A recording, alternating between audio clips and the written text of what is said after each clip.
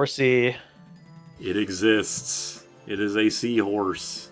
I like this seahorse more than the other seahorse. Really? It's a cute seahorse. It is at least a cute little guy, but for me, it's more in it exists. Well, the other tier. the other Kanto seahorse. Yeah. Yes. Yeah. Kingdra is cool, but Seadra sucks and is a pointless addition. I forget it's even in Kanto. I like Horsea. Yeah, Horsea's, it's alright. As far as, I mean, Horsea just falls under the problem that a lot of Gen 1 water types do, in that there's too many of them, and there's no way you'll end up using fucking Horsea on your team with all the options you have. Not only is it with all the options you have, I think you only get Horsea by fishing with like the Super Rod on the route with all the bridges where Snorlax is on the right side. Yeah.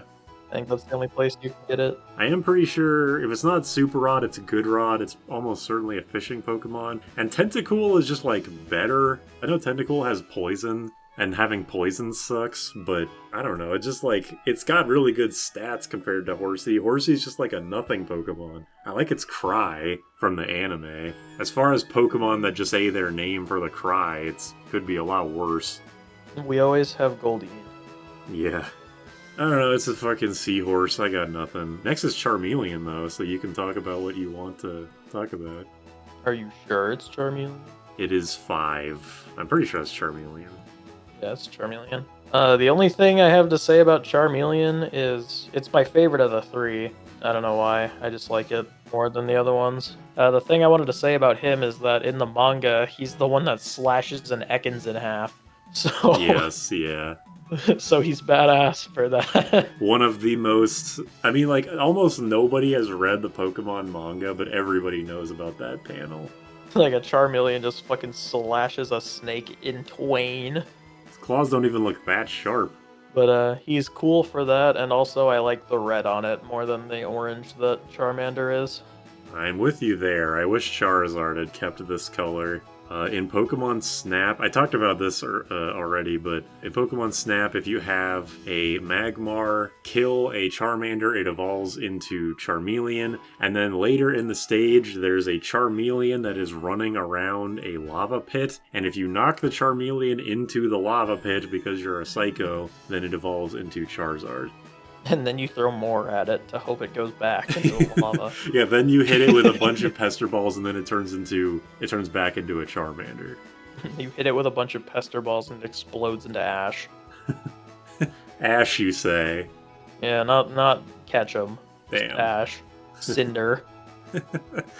I never understood. I think it's cool that in the anime how Charmeleon is like represents the game thing of like your Pokemon is too strong, you don't have enough badges. But why the fuck did it have to be Charmeleon? Why couldn't it have been like Primeape or something? Ash saved your life, you ungrateful little shit. What's your problem? Just sassy. For no reason. Your caveman ass head. I put Charmeleon into the first stage, but more so tier. I put him in my Ghastly Dragonite tier. It's pretty much just mid-tier. It's not bad, but it is just kind of Charmander, but some bits stapled onto it. It is my favorite still, though. It also has one of the worst back sprites in Gen 1. Looks like a goddamn hippo. Oh, that's him? I thought that was Charmander. No, that's Charmeleon. It looks fucking horrible. Literal Barney the dinosaur looking ass. Yeah, like actually, it's like it got stung. You know, those pictures where it's like when a dog that gets stung by bees. Yeah, a dog like eats a bee. Yeah, exactly. Next is 63. Abra, Mr. Teleport. Mr. just chuck balls at it and pray. Mister, if you don't throw a great ball at me, I'm out of here.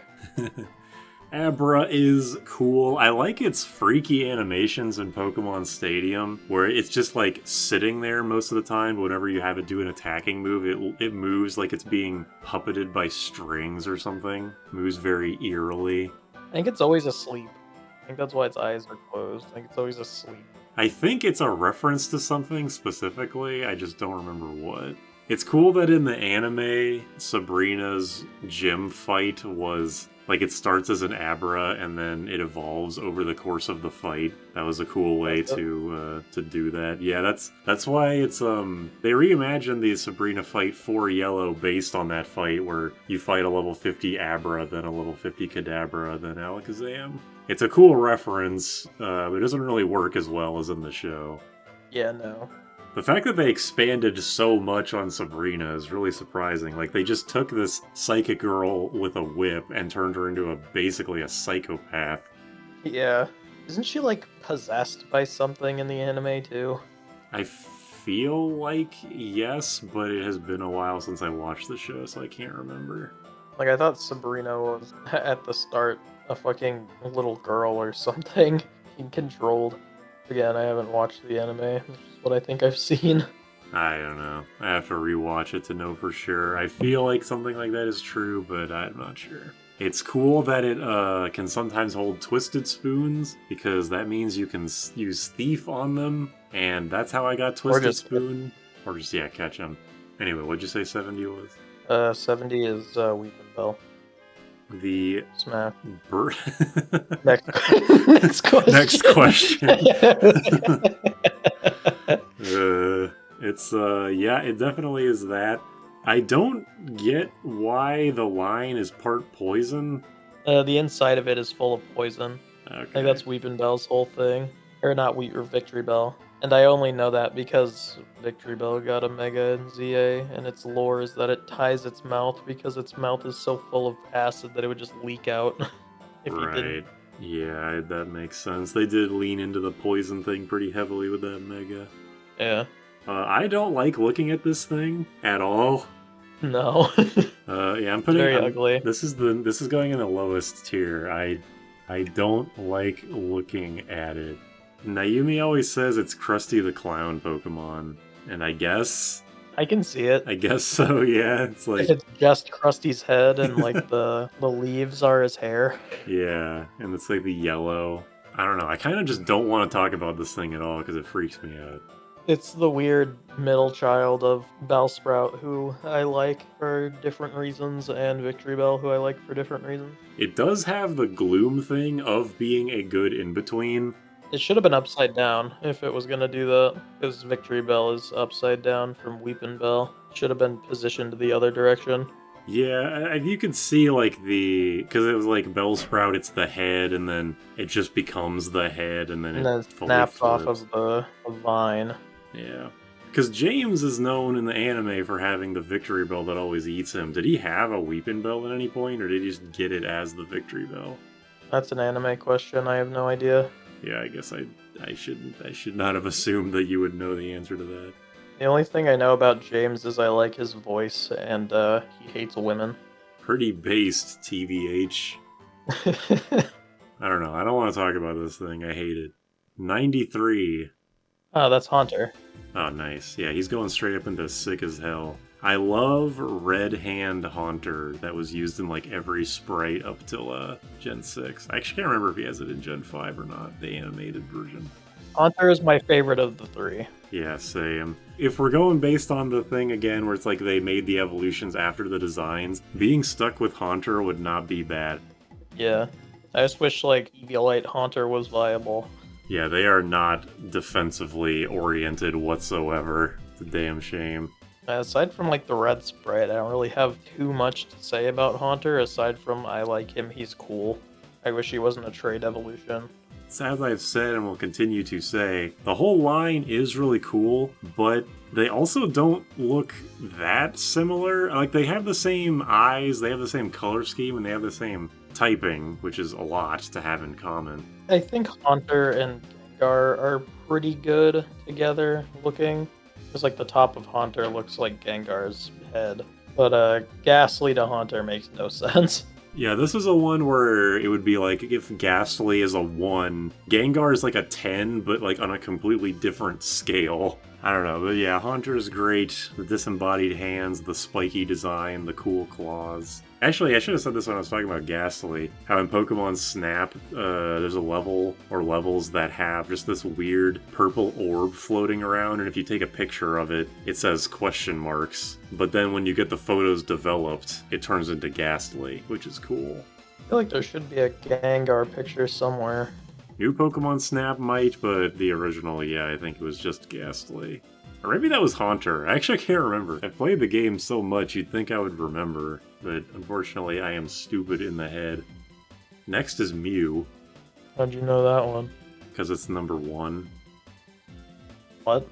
It's 151. Okay. I was gonna say, it's not like Victini. I fucking love the original, like, freaky baby design of Mew. I love this guy. He is the ultimate Pokemon in Pokemon Snap. It's a stage where it's literally just the goal is to capture Mew. Is he in the bubble? He is in the bubble. You have to smack him with apples or pester balls until he goes out of the bubble. And he has his own bonus, which is Professor Oak saying, "Holy shit, that's Mew. How'd you do that?" I feel like you can't talk about Mew without Mew under the truck. I don't really care about that, though. I just like that they added the truck in later games that you can actually go over, and there's like a rare candy or something like under the truck over there. I think in Fire Red you get a Sacred Ash. I'm not sure about the other games. Other than that, the glitch for Mew is kind of fun, but there's glitches for everything in Gen 1. The only thing I really like about Mew is that it learns everything, and I like the theory that Ditto is a failed clone of Mew. Yeah, the whole, like, talk about Pokemon lore makes me feel like the biggest nerd of all time, but I do think Gen 1 did it the most interesting, where you go through the Pokemon Mansion and you learn about the origins of Mew and Mewtwo. And it doesn't have anything to do with, like, anything, it's just a cool thing you can learn. Yeah, and you're like, what the fuck is Mew? Yeah. You'll find Mewtwo eventually, but you never see Mew unless you glitch it, so... Yeah, because the well-known story about Mew is that they weren't actually going to put it in the game, and then, like, that sprite of Mew is just some, like, programmer art someone just threw together. They were never intending on distributing it, which is why I assume it has just 100 stats across the board. Yeah. They were just like, I don't fucking know, it can learn every TM, and it has 100 stats, whatever. Yeah, the whole lore thing about it being a Ditto, where it's like they share the same color scheme, down to having the same shiny color scheme. They're the only two Pokemon, in Gen 1 at least, that can learn Transform. They're the only Pokemon in general that can learn Transform. I don't count Smeargle because you use Sketch to get Transform. He doesn't learn Transform. Yeah, I was just gonna say, I just clarified because I knew if I just said the only Pokemon, someone probably would have been like, well, you know, Smeargle, you're banned. And I don't think anyone else can get Transform unless there was a weird distribution where they gave a Pokemon an illegal move and it was Transform. I see them doing that with someone like fucking Zoroark or something. Instead of Illusion, just give him Transform and he can turn into the Pokemon anyway.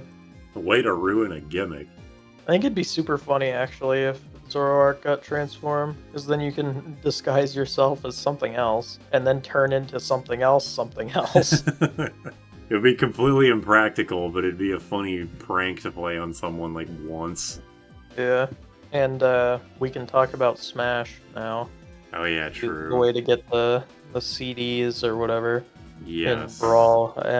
Does he give you a trophy you don't have in Melee? No. In Melee, there were no pickups. Oh, he just shows up? Yeah, he just shows up. It's like in Ultimate, where he just shows up and fucks off.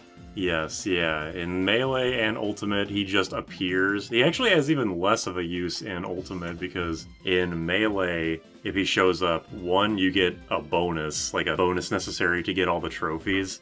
And 2, you get like a score bonus for like the bonus mode. So he actually does something in Melee, and then yeah, in Smash 4 and Brawl he drops. I think Mew drops stickers in Smash 4 and like custom parts, or no, stickers in Brawl, custom parts in 4, and then Celebi is the one that drops the CDs. Is it? I thought it was Mew that drops CDs. They definitely do drop, like, both of them are in the games and they drop shit. But then, yeah, in Ultimate, they just show up and then they're not, like, they're worse than Goldeen because you feel worse. Yeah, you wasted a Master Ball in Ultimate on Mew. Yep. Feels way worse than using a Pokeball for Goldeen. I don't know what Ultimate could even have drop because of the Spirit system, but I would have liked literally anything. You get an achievement for it. That's what they should have done. Yeah, the Sakurai like achievement menu was definitely at its worst in Ultimate. Now we're getting away from the original point here. Next is 106. Hitmonlee. Okay, which Hitmon do you prefer? And I am counting top in this.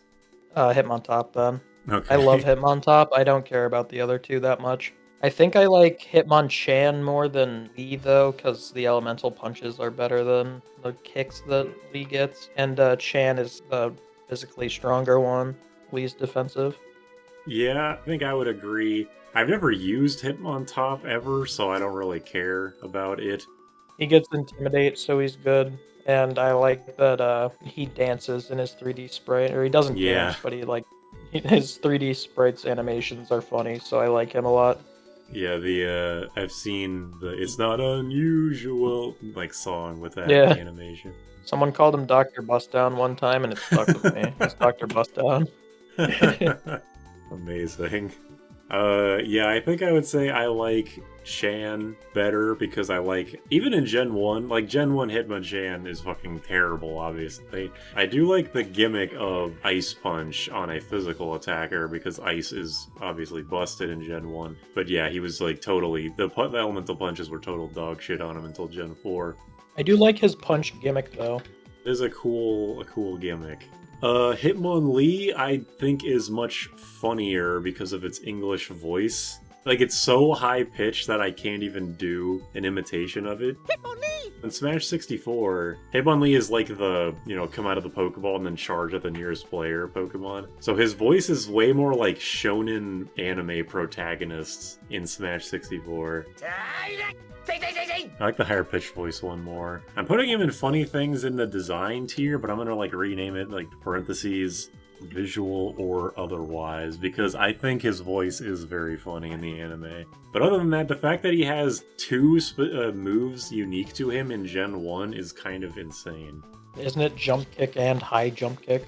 Which is the same move, just weaker, and if you miss, you fucking kill yourself.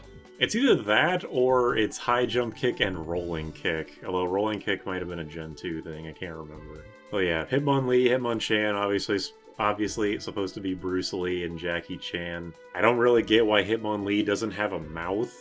No idea. He's also weird because he's literally just like, he's Mighty Bean. He really is. Or not Mighty Bean, Killer Bean. Yeah, I knew what you meant, yeah. He also apparently has stretchy legs. What? Those legs are like springs? That's news to me, if true. So, I'm kind of going with this based off of the TCG Pocket card, because it's like the name of the move is like stretch leg or some shit, or leg stretch. You can't trust Pokemon cards. I know that Pokemon cards just make shit up, but I don't know, there's something about that card that makes me think like, did I ever see Hitmonlee do like a stretchy leg move in the anime once? I can't remember. I don't think so. I feel like I would have seen it. I went to the Pokedex entry while you were gone just to check, and yeah, the stretchy leg thing is apparently legit. The BDSP, it's kind of like implied through the generations, but then BDSP just says its legs can stretch to double their length. That's freaky. I know. I like him less now. You're going down a tier because of that. He can't go down a tier. He's in the lowest tier, honestly.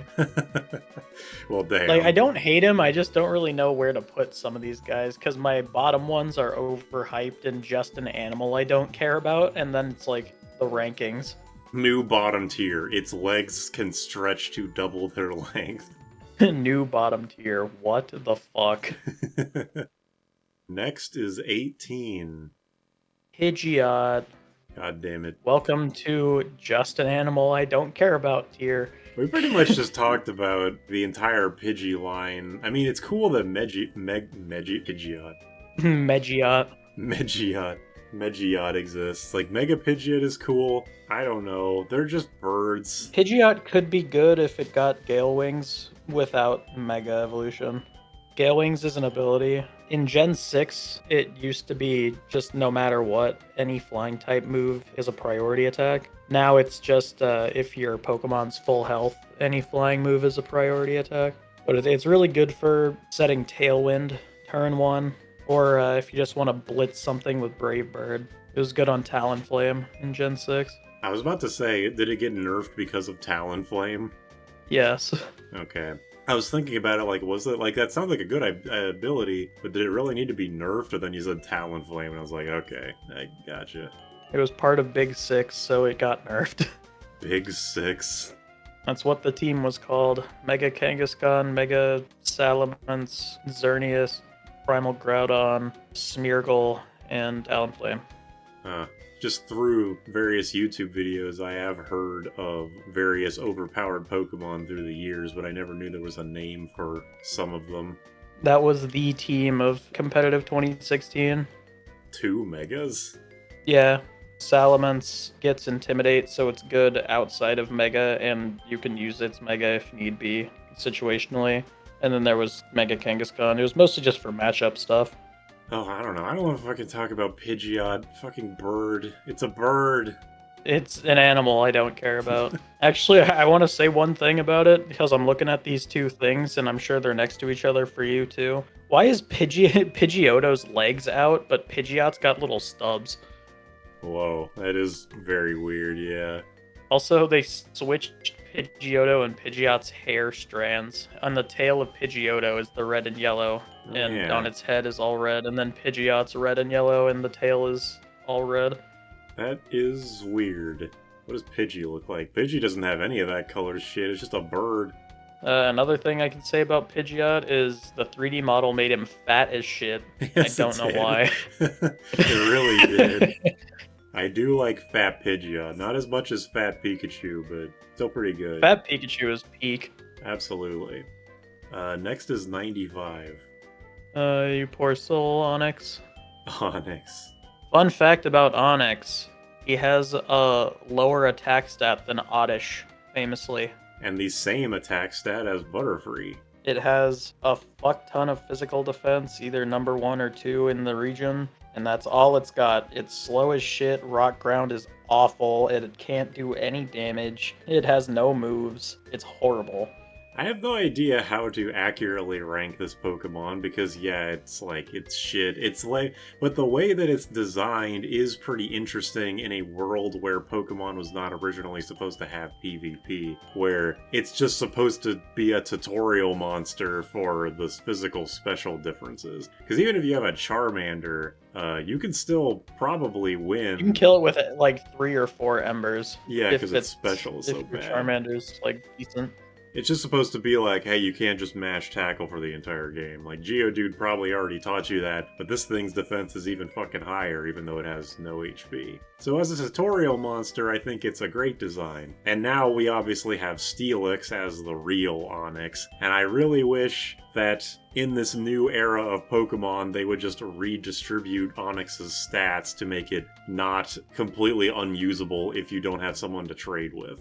Yeah, I want them to make a regional Onix that's the Crystal Onix from the anime, and make him actually usable. That would be sick, yeah. They'll never do that, because that's a cool idea, but... It's pretty emblematic of just how Gen 1 is designed as a whole. Like, rock moves are dog shit. The defense stat is kind of not that valuable because special attacks are so prevalent and so strong. Yeah, you send Onix against a fucking Abra with Confusion. And it'll die. Legitimately bad matchup. Also, it was funny that even though Steelix was obviously a net positive for Onix, it also kind of nerfed him in a way that doesn't matter, where if you find wild Onixes, they give significantly less experience than in Gen 1. And they can't even hold a metal coat, you have to get it from fucking Magneton or whatever. Yeah, or something like that. Like in Gen 1, Onix's surprisingly high base stat total, mostly being carried by its defense, and with it being a single stage, meant that it could pretty easily give you, like, you know, anywhere from like 1,000 to 2,000 experience, which is a pretty good chunk. But nowadays, no, it'll be lucky to give you like 500 or something. Yeah. It doesn't actually matter in the grand scheme of Pokemon, but it is kind of annoying, especially in Gen 2, where grinding is already difficult. The only other thing I can say about Onix is there's a double battle in, I think, Gen 7 of a married couple and the female of the married couple uses Oyster and the male uses Onix. Yes, I have cherished that double battle for a long time. I feel like Onix needs a new tier. It's like Phallic tier. not good, but I do respect it. Shout out the Onix and Pokefloats. Yes. Put him like right there. Next is 32. Nidoran male. Do you just want to talk about both Nidorans? We can. I kind of have the same opinion for both of them, where it's like they are cute little guys, and it's mostly... I think the developers talked about this in like when Gen 2 or 3 came out, where they were talking about how in Gen 2 they introduced the actual like different genders, and they even said, one of the developers said like, we had a feeling that making Nidoran like that was going to bite us in the ass, and they were right. Yeah. It's dumb that they have to be different dex entries, though, for male and female. I wish it could just be the same Pokemon, and then male and female split off into Nidorino and Nidorina.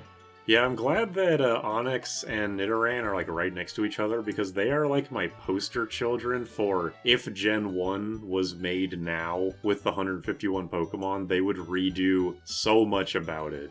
Unfortunately, we saw that and they fucked it up too with Gen 5, where everything needs a million levels to actually do anything. Fair enough, but there wouldn't be any Kangaskhans, or at least like a single stage Kangaskhan. We wouldn't have Onix, we probably wouldn't have the Nidorans as they are. We'll talk about it with either Cubone or Kangaskhan, whoever comes first, but it definitely would have been a split evolution of Cubone without the skull on, and then evolves into Marowak with a skull, or evolves into Kangaskhan. Yeah, definitely. Nidoran male, I think, is a respectable little guy, little rabbit, little angry rabbit. I am so glad, when I was watching that Picked Up on a Bus video of him ranking these Pokemon, I actually felt so vindicated when he talked about this. This render of Nidoran is like the only render that exists of it. Like, it's always, in its sprites or renders, it's always looking up like this, and it looks fucking weird. Yeah, that is the Nidoran sprite. Yeah, I don't like it. I think it's like cute, but the fact that you never see it outside of this like angle makes me not like it. And I'm glad that I'm not the only person that feels that way. Yeah. But I like Nidoran male. I feel like that's just kind of the consensus for the whole line. I like the male one more than the female one because they're cooler. Next is Clefairy then. I think it's funny that Clefairy is better than Clefable. Really? Yeah. Eviolite Clefairy is better than Clefable in VGC. Is Clefairy's stat spread like that good? I don't remember the reason. It's either because it gets an ability that Clefairy doesn't, or it's just Clefable's stats don't really matter as much for what it needs to do, and Eviolite's better than it, like with Chansey. Well, Clefairy is pretty neat. It's very emblematic of the sweeping type changes that a lot of Pokemon got when Fairy was introduced. Yeah, and it makes the most sense to get. It's Clefairy. Yeah, it's got it right in the name. It's a moon creature. I don't know what it's actually supposed to be. It's just an alien. Yeah, I guess. Came from the moon. They do moon rituals. They do, apparently, as I discovered in Heart Gold. It's a gambling Pokemon. I love Metronome. This is like the face of Metronome. Is that why they made it the face of the Gen 4 slot machine? Probably. Because it's the gambling Pokemon? I never thought about that till just now. It's cool that it's a rare encounter, and it's actually pretty decent. And it makes sense that it's from the moon in Mount Moon and evolves with the Moonstone. Yeah, very thematically... I mean, it's not like the most complicated shit ever, but it's, you know, well thought out. For Pokemon, it's a history book. Yeah. We'll talk more about this later, but it's funny that Clefairy and Clefable are basically designed to be the most annoying pieces of shit in the game. Yeah. Like, I say the phrase pink piece of shit for a lot of things, for a lot of different pieces of media, and the Clefairy line fits that description basically to a T. I don't really have too much else to say about it, aside from I fuck with it. It's a cute little guy. Shiny's ugly. It's going... Shiny is ugly, yeah. And it's basically just going with the rest of the pink fuckers up in the cute little guy tier. Next is Charizard, number 6. How did we get through the... Even your randomizer likes Charizard more than the other one. Yeah, we haven't done a single other starter yet. That's funny.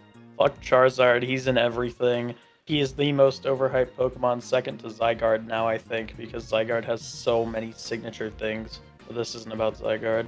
I actually have never seen anybody talk about Zygarde, so we might have to get into that at some point. Zygarde's just weird. I don't know, it just got so much. It was just the snake Pokemon or whatever that was in the Gen 6 cave, whatever. But now it has 10% form, 50% form, perfect form, its own Z move, 4 signature moves, and now a Mega Evolution in ZA. It has so much stuff. And it has the Zygarde Cell side quest shit. It's just got everything. I was gonna say, I actually forgot that about the Zygarde collecting in Gen 6 or 7, whatever game it was in. 7.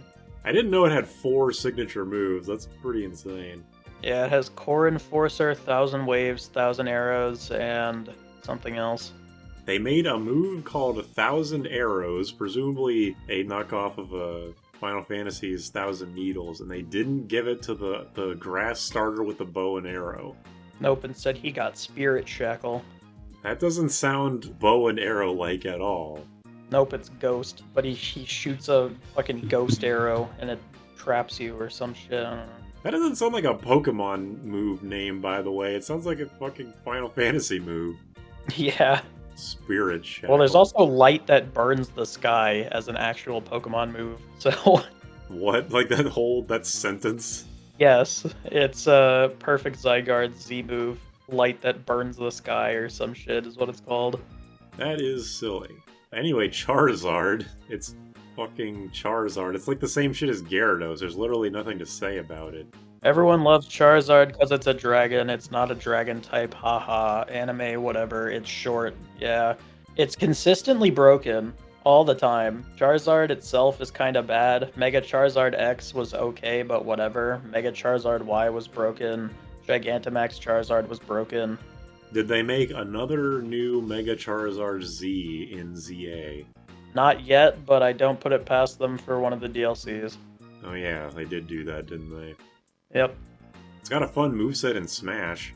What even is its moveset in Smash? Flare Blitz used to be Rock Smash. Fly, Flamethrower. Is Up B Fly? I think so, yeah. It doesn't really act like Fly, because it's a super armored, really strong kill move. Does not take 2 turns. No, it does not. It's actually really fast. I feel like if it was Fly, it would be like one of those really shitty recoveries like Chrom or Ike that go up and down. Yeah. It'd be funny if it was a command grab. Fly the up B command grab, holy shit. Yeah. This is nonsensical, but this is what I'm imagining. Because, you know, Seismic Toss is like the move where you grab the enemy and then like go up into the air and go like in a big circle and then crash back down. Yeah. You can either, you like have Fly, and it's like you grab them and then you go up, and then you can like press B again to do Seismic Toss and just go straight down to fucking Earth. Well, then what would be the point of the grab going up? Oh, you just give them a big ol' hug. Just give them the opportunity to kill you off the top. Look, I haven't thought this through at all, I'll be honest. It'd be a horrible move if you didn't use Seismic Toss. I don't. Do we have anything to say about Charizard? It's fucking Charizard. Cool, shiny, good ability. Pokemon loves it. I think in Gen 1 it's actually pretty bad, which is funny, but... It's the worst starter. Yeah. I don't remember if it learned Flamethrower naturally. It probably did, but not until like level fucking 60 or something. The only thing I can ever remember about Charizard is that its stats are the exact same as Typhlosion. They just copied them over. And the last move it gets is Fire Spin. Of course, in true Gen 1 fashion. Also, does it really have the identical stats to Typhlosion? Yeah, exact same. Wow. Well, next is 66, and Charizard was 6, so that's a pretty weird coincidence. Machop. Ugh. Ugly guy. I'm putting Machop in I don't like looking at it tier. I don't like its Gen 1, like, Holocaust ribs. I don't like that it's just, like, a child. I don't like the weird fins on its head. Yeah. I like Machamp, but I do not like Machop or Machoke at all. I like Machoke's shiny. The other ones are ugly. Also, this render reminds me of Ai from Super Monkey Ball for some reason. He just looks like general young anime shonen protagonist. Yeah, definitely. Nope, I got nothing to say. No, like, it's not in any of the spin-offs that I can remember. I've never used it. I don't think I've ever used any of the Machop line. The only thing I can say about it is in Gen 2, the trade for Muscle to Machop is really good because you get it right before Whitney, and its fighting type is a strong type in Gen 2, like in Johto in general, and it gets boosted experience. Yes, I have heard about that. I've never done that trade, obviously, but that does seem to be the quote-unquote intended way to beat Whitney if you don't just brute force your way with high levels. Or get a Heracross to 16, get Brick Break. That too. That's much more effort. Much more worth it in the end if you don't have a person to trade with. If you have someone to trade with, Muscle the Machamp is better, but Machoke is not good enough. Oh well. Next is 112. Rhydon. Ooh, that's the second one, right? Yeah, it's the one that's standing up. Rhydon just going straight into sick as hell. It is just like Nidoking, just kind of like the ideal dinosaur Pokemon. It's what the Gen 1 and 2 sprites for like general mammals were used for. It's a statue. It's a statue. You can fish in said statue. You can do that.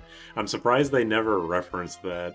I think they did. I think that's why Rhydon can learn surf, is because you can surf on the Oh, statues. that's actually amazing if that's why. It's sneaky good, actually.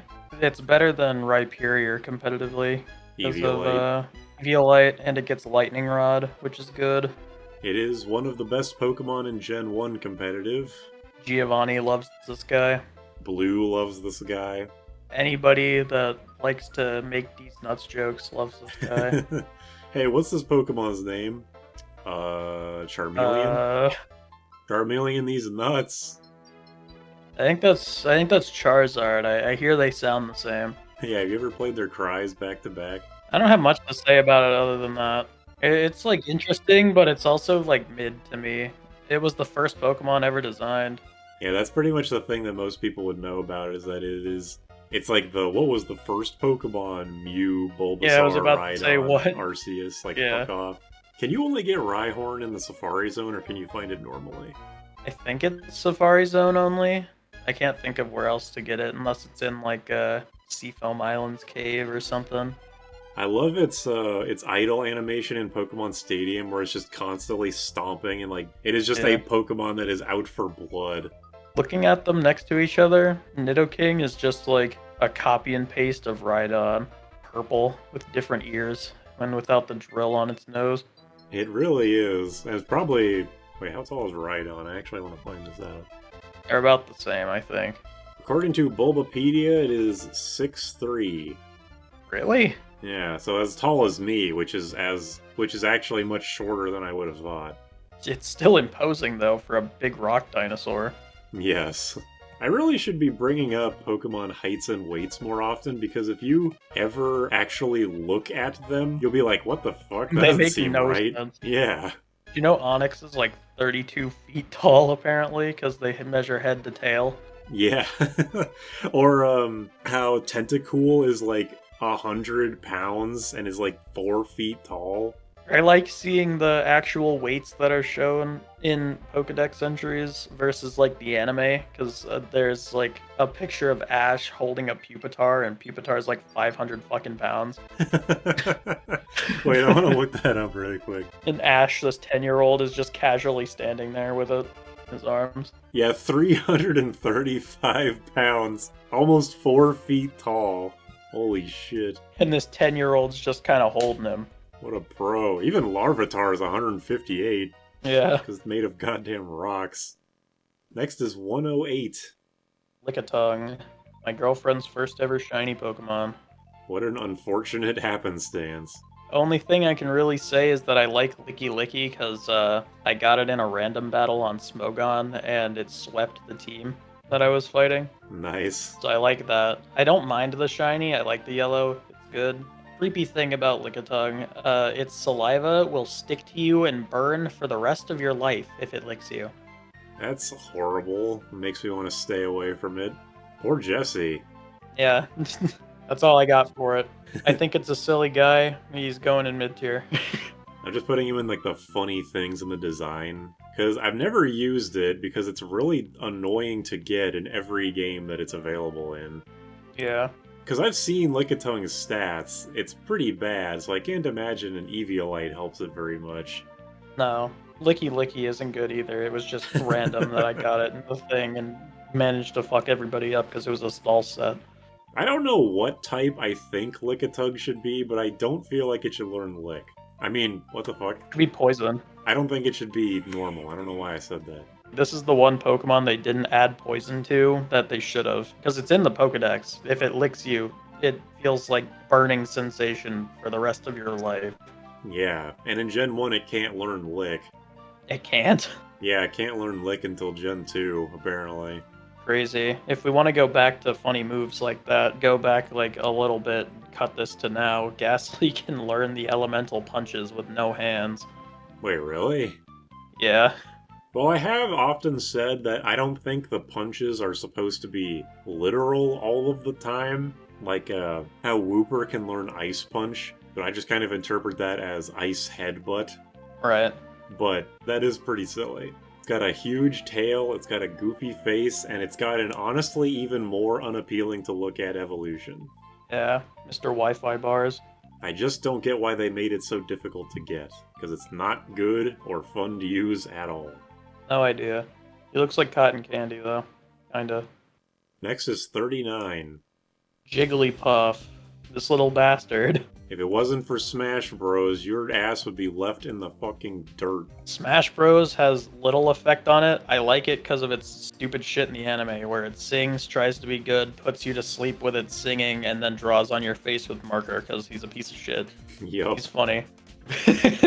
I'm just making a Smash effect tier. I like Jigglypuff because of Smash, but I know that if it wasn't in Smash, I would not give a shit about it.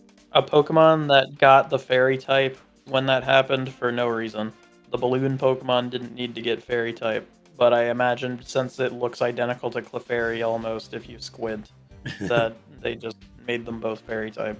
Obtainable early pink blob monster with a little tuft of hair. You know what? They probably made it fairy type because I'm sure Clefairy and Jigglypuff are supposed to be counterparts because they're both pink blob Pokemon that evolve via Moonstone. Yeah, probably. But they're not I don't think they're version exclusives, are they? I don't think so. I'm pretty sure you can get Clefairy and Mount Moon in any game. Yeah, because they're gotten in like the same general area, but not like the same route. Yeah, you get Clefairy and Mount Moon, and you get Jigglypuff on the route before Mount Moon. At a surprisingly low encounter rate, yeah. That's one good thing I can say about Kanto is that all of like the Moonstone Pokemon are found in or around Mount Moon. Yes, they did not make you wait until the Safari Zone to catch a Nidorino. Yeah. Jigglypuff in Pokemon Snap, the game finally lets you like take revenge on it because there is a stage where you periodically throughout the stage you rescue Jigglypuffs from being harassed by Coughings, and if you throw pester balls at the Jigglypuff it gets pissed off at you, but if you hit the Coughing then it gets freed. And then you get to the end of the stage, and depending on how many Jigglypuffs you save, they're having a like little concert, and if you play the flute, the Poke Flute, they get mad at you. That doesn't even make sense. Just trying to join in on the fun. Fuck off. They're just spiteful little creatures. It's a lot of enrage. A fucking balloon. I'll pop your ass. It's so weird that they made the balloon Pokemon have the stat spread that it does. Yeah, you'd think it'd be frail as shit. I mean, it's like, it's got dog shit stats except for HP for some reason. Like, Chansey can get away with that because it has a ridiculously high special defense. But it's better than its physical defense at like 10. Yeah. Or whatever. Like, honestly, Jigglypuff, it feels like they might have intended for Jigglypuff Chansey is like the final evolution of Jigglypuff with how that stat spread goes, but no, they're just both pink blobs with inordinately high HP. I can kind of see the Chansey evolves from Jigglypuff thing, because Wigglytuff has the egg-shaped white patch on its stomach. Yeah, although the ears kind of don't match, and the eyes. But everything else about it... I mean, like we talked at the beginning, that doesn't really matter too much. Poliwhirl turns into a fucking green frog. Yeah, you're right. Next is 73. 73 is Tentacruel. Hey, speaking of... I really like this sprite. It's my favorite Tentacruel sprite. Yeah, the like crossed arms Tentacruel sprite is legitimately great. I really like Tentacruel. I like octopi and jellyfish and other general stuff like that. He's cool. I like the really big one. I don't understand why they say he has like thousands of tentacles, Yeah. but very clearly he doesn't. He's a special defensive wall, and he's really good at what he does. Solid member of any team. I like him. And you can never not encounter one. It's the Zubat of the sea, as they say. At least they're more common. Like Tentacruel specifically is actually pretty common and gives a good chunk of experience. Plus it's weak to Psychic, because, you know, poison. So it's pretty easy to kill it. To electric and poison. Tentacruel is carrying the poison type on its fucking back in Gen 1. Yeah, because like, looking at a lot of the other ones, the fuck is Beedrill, Arbok, it's like Golbat. What are they doing? Yeah, it's a legitimately great Pokemon. The thing about, like, having thousands of tentacles or whatever is, like, one of the many examples of, like, are these Dex entries legit, or are the kids who are they being written by the kids that you're playing as just saying shit? They are written by the Pokemon professors. These motherfuckers are counting, they count, like, 10 tentacles, and like, my god, there's thousands of them, because they keep counting the same ones over and over. They were just really bad at math. They never used the single cubes in elementary school. You know how I feel about underwater levels in video games, and I was surprised that when I played New Pokemon Snap, there was an underwater level. I mean, I wasn't surprised there was, but that level is actually, it was very unnerving. Like, it was very dark, it was very, like...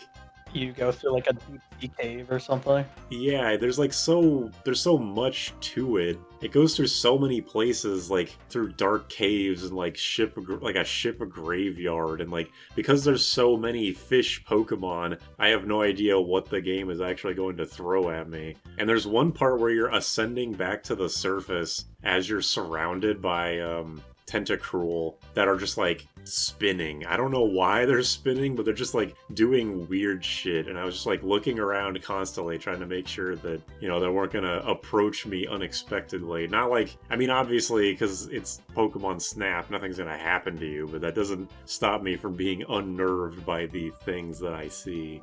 So yeah, as far as Gen 1 water types go, Tentacruel's pretty fucking cool. And one of the best, for Gen 1 standards. Yeah, for Gen 1 standards.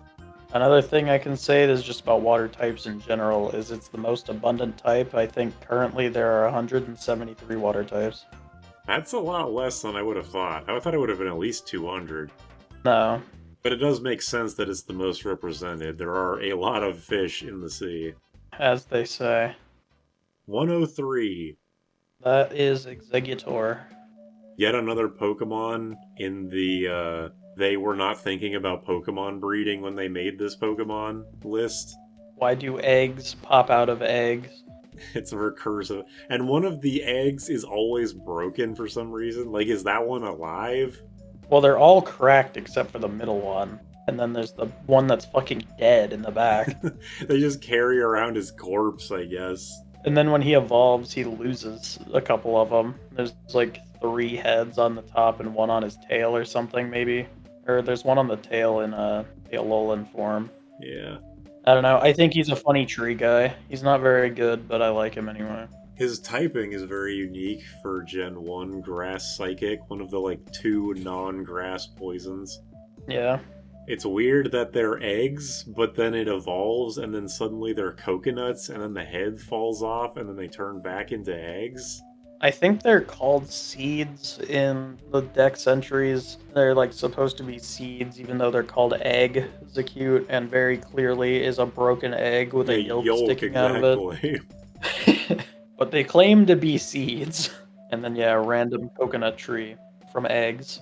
Whatever. Put it in little guy respected tier, because I do like the typing. I do like the concept of like I'm a fan of the Gen 1 thing of like a bunch of guys are actually one Pokemon. They don't really do that as much anymore. They still do, obviously, because look at Mousehold. But Gen 1 did it a lot. Yeah. If Gen 1 Pokemon were made in the future, I can almost guarantee that it would be like Stage 1 is like one egg, and it's just called like Exeggcute. Egg. Or just egg, yeah, and then it evolves into Exeggcute, and then Exegcutor. I think Execute would be funny if it evolved from one egg and then the other one is like Mousehold or any of the other ones that get multiple of them afterwards. Execute is just the main egg. He gets some sort of grass sword or something, and then the broken one is the other one. He executed him. Oh shit. I wish that's what it was. That's fucking brutal for Pokemon. Missed opportunities decide. Missed opportunity. It's Wolfie VGC's favorite Pokemon. It is? Yes. Just cuz. He used it once in a tournament when it wasn't really supposed to be used at all, and it did really good, and he just thinks it's funny. Exegcutor was my fucking guy during Pokemon TCG early on. I don't even mean the Exegcutor EX. I meant I had a team or a deck that was Lilligant's, because obviously, and the 4 energy Exegcutor that did more damage the more energy the opponent had. It fucking nuked the shit out of people. I don't know anything about the TCG. Well, it wasn't a good setup, but it was fun to nuke people that had very energy-hungry Pokemon. Next is 60. Poliwag. It's like the definition of cute little guy. Yeah, literally. It is disturbing that the spiral is supposed to represent how little tadpoles' innards are visible. Yeah, and they are in spirals. Their organs are in spirals. That's like cool, but it also is kind of grossing me out. Also, Poliwag is always cross-eyed. Yes. I haven't seen every Poliwag sprite, but everyone that I have seen is cross-eyed. I like him conceptually because he has the tadpole organ swirl thing, and then he gets hypnosis because it's like the hypnotizing ring circle. Yeah, that's pretty clever. I think Poliwag is also one of the... It's like a Tentacruel tier Pokemon where it has a surprisingly great stat spread for what it is. Does it? I think so. At least in Gen 1, its like special stat was really high. They might have turned that into its special defense, but it was pretty good. This is unrelated, kinda. Poliwhirl's sprite on this page looks like he's about to flip you off. Yes, it does. It really does. He's like 2 frames of animation away from telling you to go fuck yourself. Yeah, just like 1 frame of middle finger goes away immediately. I don't really like its lips. That always throws me off about it. It is weird, but I guess it needed to show some way to have a mouth. That wasn't just like a random dot. Well, it's like it loses the mouth for the evolutions, and then it gains it back for Politoed, I guess. But I'm pretty sure Politoed just has a line mouth. I'm pretty sure it doesn't have this kind of mouth, is the point.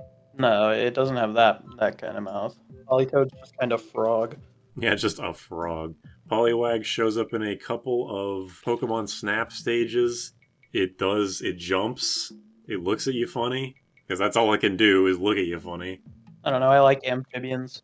I'm not a huge fan of frogs in real life, but, you know, Pokemon frogs. Frogs are chill as hell. I just don't like how slimy they are. Eh. Look, I'm just averse to sea creatures generally. I guess as far as that goes, frogs could be a lot worse, but just the association is what gets me. I mean, they're not even really aquatic. They're semi-aquatic, I guess, but some don't even, like, fuck with water. Frogs and shit. That is true, yes. I know they're not, like, a sea creature, just word association, I guess. Because they sit on tadpoles and shit.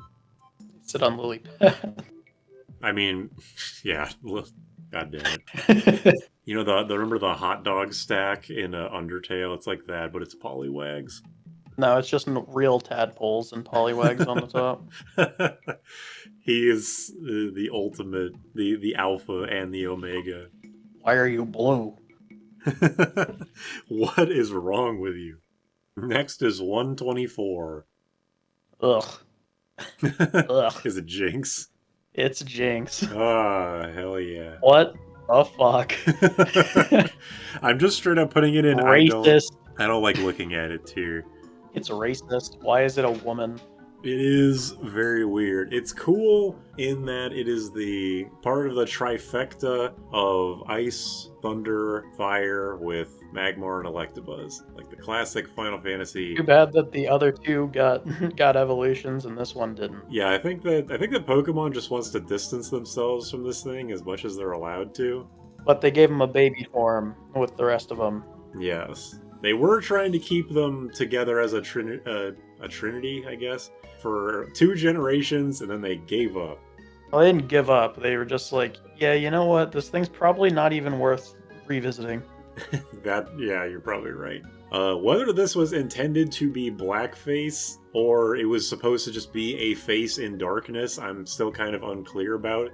I think it's definitely the face in darkness thing. Even with Japan's track record of prejudice, I don't feel like they would make a Pokemon that's straight up supposed to be blackface. I think it's just because Black and White was on the Game Boy with no color, and it's a dark colored Pokemon.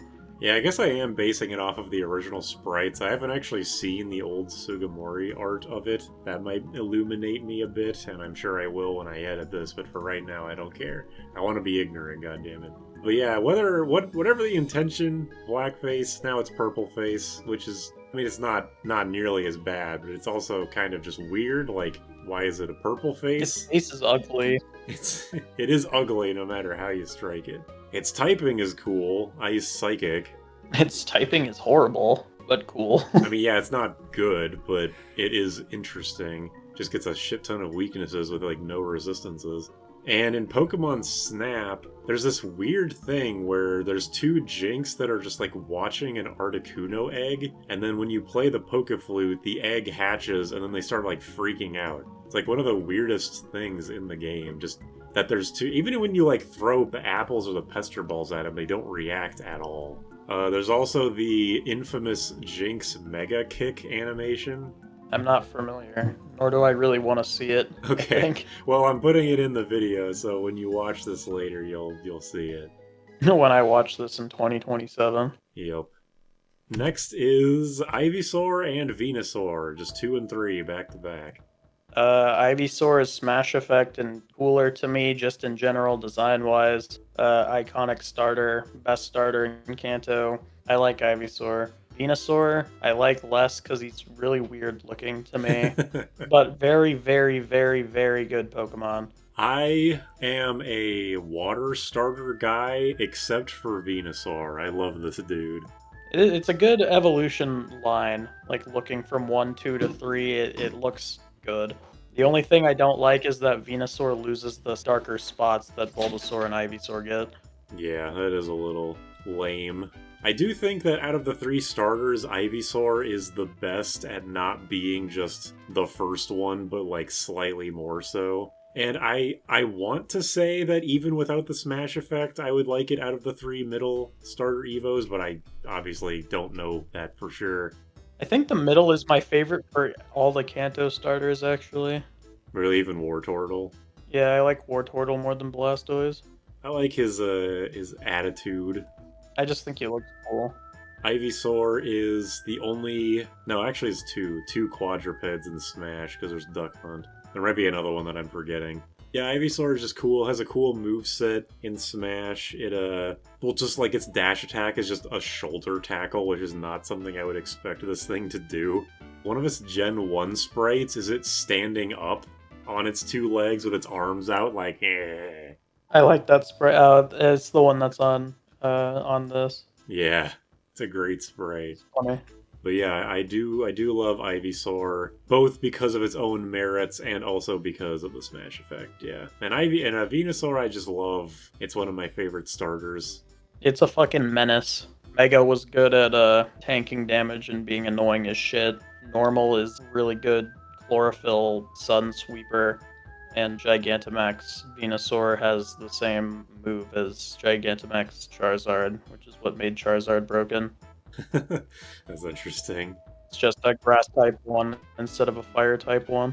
Does Mega Blastoise get a water type one? Yeah, Gigantamax Blastoise gets a water one. Nice. I just wish it didn't have that poison type on it. I'm sure that flower on its back is like some kind, like it's probably like Vileplume, where it's based on some kind of poisonous flower in real life that I'm unfamiliar with. But I just wish it wasn't there. I don't understand why it's there either, because like Bulbasaur starts grass poison and stays grass poison. Squirtle is always your water, and then Charmander is fire until Charizard when he gets flying type. Meanwhile, Gen 2 is Typhlosion's just fire, Feraligator's just water, Meganium's just grass. Yeah, they were much less imaginative there. Oh yeah, also Venusaur evolves the soonest out of all three of them. Which is also weird. I don't know why starters evolve at different levels. I heard they eventually normalized Pokemon starter evolution levels, because it wasn't until it was at least like all the starters until Gen 5 would like there would be at least one weird level out of the three of them. Yeah, Chimchar evolves at like 14.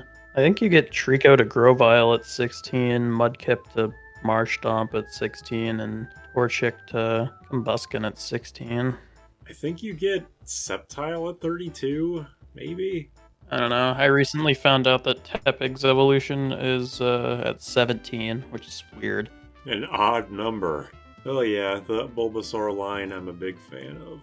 Best line in the game. I choose Squirtle. I'm a water type through and through, but Bulbasaur is the best if we're going off of like matchups. Plus, there's the pretty well-known glitch in original games of Toxic Leech Seed. Plus, it's like the same thing as water. It's like there's so many grass poison types. You might as well get the first one. Yeah, but the difference is this is a good grass poison type as opposed to most of the other ones, where Squirtle is outclassed by a couple water types, I'm pretty sure. At least Charizard has that niche. Well, no, he doesn't really, because Moltres exists. Like, it's not even strictly better. Moltres is kind of shit. Oh. It had Drill Peck, so I figured it would have been at least had that over him. It's better at flying type, like, coverage and shit, but it's generally not very good.